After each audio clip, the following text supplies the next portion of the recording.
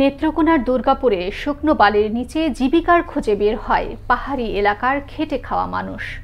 নদীর স্রোতে পাহাড় থেকে ভেসে আসা গুড়ি গুড়ি কয়লা জমা পড়ে বালির নিচে, আর সেই বালির নিচ থেকে বিশেষ প্রক্রিয়ায় কয়লা সংগ্রহ করেন তারা। এ চিত্র নেত্রকোনার দুর্গাপুর উপজেলার বিজয়পুরের সোমেশ্বরী নদীর বালির চরের। ময়মনসিংহ থেকে ওমর ফারুক সুমনের তথ্যচিত্রে ডেস্ক রিপোর্ট।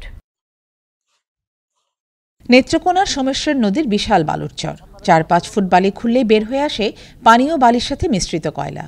সুতার চালনির সাহায্যে ছেঁকে বালি থেকে আলাদা করা হয় গুড়ি কয়লা। এই ব্যতিক্রম পন্থায় কয়লা আহরণের সাথে জড়িত পাহাড়ি এলাকার ক্ষুদ্র নৃগোষ্ঠী, নারী পুরুষ সহ সকল ধর্মের খেটে খাওয়া সাধারণ মানুষ। গাতাটা দিলাম, মনে করেন যে 1.5 বস্তা হইল, 1200 টাকা হইব।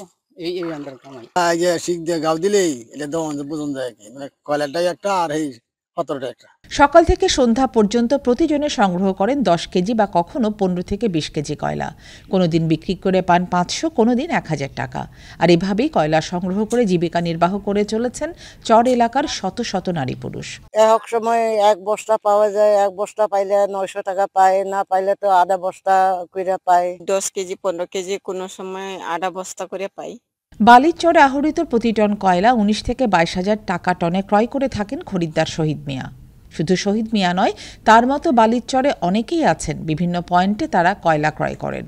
মনে করেন 70 মন 80 মন এরকম পাই আর কি। আমি সামনে আরো আছে, বাইটেলে আরো আছে, জায়গায় জায়গায় আছে আর কি। আমার মতো ছোট্টগুলা অনেক আছে আর কি। বালির চরে এ সকল ছিন্নমূল পাহাড়ি মানুষের জীবন জীবিকার লড়াই গত 25 বছরের। সংসারের গ্লানি কমাতে তাদের এমন লড়াইয়ের অবসান ঘটবে, তাদের মুখে ফুটবে আনন্দের হাসি, এমনটাই চাওয়া এ সকল দরিদ্র চর এলাকার বাসিন্দাদের। ফারহান আহমেদ, আনন্দ টিভি, ন্যাশনাল ডেস্ক।